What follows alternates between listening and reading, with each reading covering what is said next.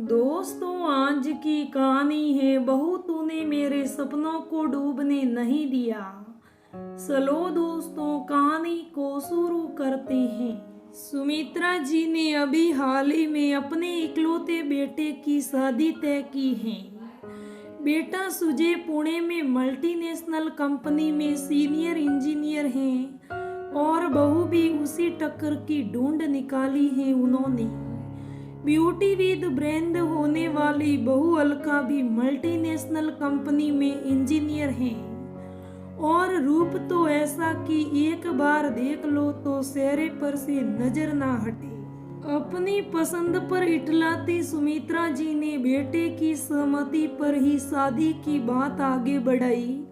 अलका की सुंदरता पर पहली ही नजर में सुजय भी मर मिटा और बिना ना नुक्कर किए ही मम्मी की पसंद उसे अपना थप्पा लगा दिया। सुमित्रा जी के पति होम मिनिस्टर में कम ही दखल देते थे। पत्नी और बेटा राजी तो फिर उनकी हाथों पक्की ही थी।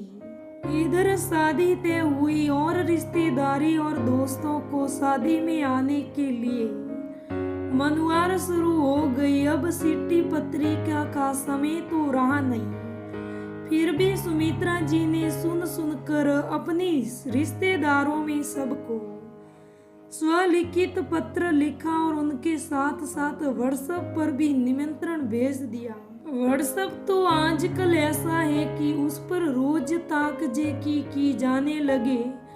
अरे हो ना, टिकट कराई कि नहीं, सबको आना होगा वगैरह वगैरह। तो सुमित्रा जी अपने गुड मॉर्निंग मैसेज के साथ हर ग्रुप और पर्सनल नंबर पर शादी का न्योता प्रतिदिन भेजती रहती थी और उन्हें पूरा यकीन था अपने इस मेथड पर। हिंग लगे ना फिटकरी रंग आए शौक, एक ही तो बेटा है जिसकी शादी वो पूरे अरमानों से करना चाहती थी और उनके दिल की ख्वाहिश थी कि ज्यादा से ज्यादा लोग शादी में शामिल हो भी क्यों ना, आखिर ये मौका बार बार कहाँ आता है। शादी की तैयारियों में सुमित्रा जी पूरे जन्नत से जुटी हुई थी, पर एक बात थी, इसमें सबसे बड़ा बाधक बनता था उनका फोन। ये सोचकर फोन हाथ में लेती कि बस 10 मिनट के लिए देख कर रख देगी, परंतु यहाँ 1 घंटा कब बीत जाता पता ही नहीं चलता। वैसे फोन होने से बहुत सी बातें आसान भी हो गई थी। फैशन के लंगे सुनी पटियाला सूट जो भी देखना हो एक क्लिक में हाजिर था। उस पर से दोस्तों की इतनी बड़ी फौज की एक से एक जानकारियां फोटो सहित व्हाट्सएप पर उपलब्ध करा देती कि फलाना शोरूम में ये सामान बढ़िया है, कपड़े उस खास दुकान से ही लाना, मेहंदी वाली हथुआ मार्केट के उस विशेष पार्लर से बुलवाना, रेट भी कम और क्वालिटी भी सुपर। और फिर लगे हाथों अपनी जानकारी की पुष्टि के लिए लेटेस्ट तस्वीरें भी भेज देती। अपने नए नए ओहदे सास का भी सुमित्रा जी खूब आनंद उठा रही थी। इन सब में उनकी मित्र मंडली का सबसे बड़ा हाथ था। अब उनके पास तरह तरह के सास बहू के चुटकुले मुक्त हस्त से भेजे जाने लगे। कभी कभी तो वो इन जोक्स पर पेट पकड़कर हंसती, पर अगले ही पल वह संजीदा हो जाती कि कहीं सच में अलका ऐसी निकली तब तो बड़ा गजब हो जाएगा। वो अलका से भी कभी कभी बातचीत कर अपनी तैयारियों के बारे में बताती, अपनी पसंद नापसंद पूछती और बरबस अपने सुनाव पर आश्चर्यवस्त हो जाती। एक दिन सुजय की बुआ ने अपनी भाभी यानी ओले वाली सासू माँ सुमित्रा जी को एक मजेदार चुटकुला भेजा। सास बोली, बेटा कुकर में 1 गिलास चावल और 2 गिलास पानी रखकर चढ़ा देना। समझदार बहू ने झटमट सासू माँ की बातों का पालन करते हुए रसोई में जाकर काम कर दिया। कुछ देर बाद जब किशन से कोई सुगबुगाहट नहीं हुई तो सास ने जाकर देखा। वहां पहुंचकर उनके होश भक्त हो गए। गैस स्टोव पर एक कुकर में 2 गिलास पानी और 1 गिलास चावल यूं ही रखे पड़े थे। गिलास सहित सास ने माथा पीट लिया। भाभी ऑल द बेस्ट सासू माँ की नई पदवी के लिए।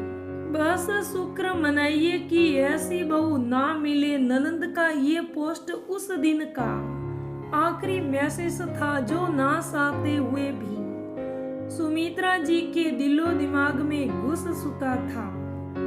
बार बार मन को दिलासा दिलाती कि अलका ऐसी नहीं होगी और उसे कौन से घर के सारे काम करने हैं। वो भी तो सुजे की तरह दफ्तर जाएगी।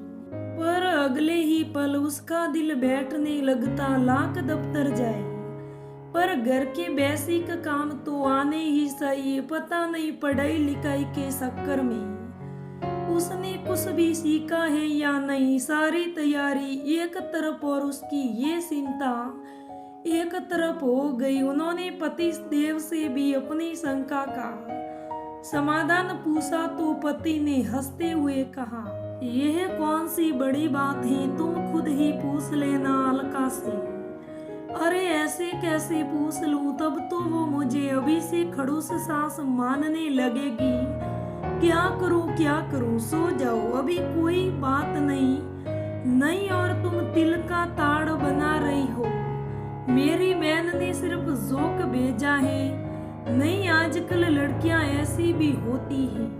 बाहर के हर काम में अव्वल और घरेलू कामकाज में ठन ठन गोपाल। पर मुझे आइडिया आ गया, अब कल से सुजे की ट्रेनिंग चालू। अगले दिन सुबह से सचमुच सुमित्रा जी ने सुजे को अपने पास बुलाया और कहा, बेटा जब तक वर्क फ्रॉम होम है अब से सुबह की चाय तुम बनाओ।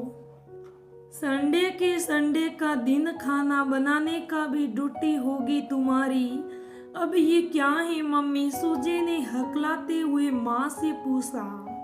ये तुम्हारी ट्रेनिंग है बेटा, कम से कम पति पत्नी में से एक को तो बेसिक खाना बनाना आना चाहिए। और क्या गारंटी है कि अलका को खाना बनाना आता होगा। तुम दोनों साथ साथ मिलकर सब कुछ करना ट्राई और एयर मेथड से कुछ पक्का कसा बनेगा। पर बाद में गृहस्थी का सुख मिलने लगेगा जब हाथ का बना खाना खाने को मिलेगा। टेस्टी अपने इस नए फैसले से सुमित्रा जी बहुत खुश हैं। जब तक सुजे उनके पास है वो उसे अच्छी तरह से गाइड कर देगी। बाद में तो बेटा बहू को उन दोनों को छोड़कर पुणे जाना ही है।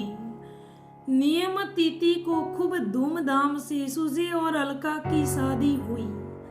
सुमित्रा जी की खुशियां अपने शर्म पर थी।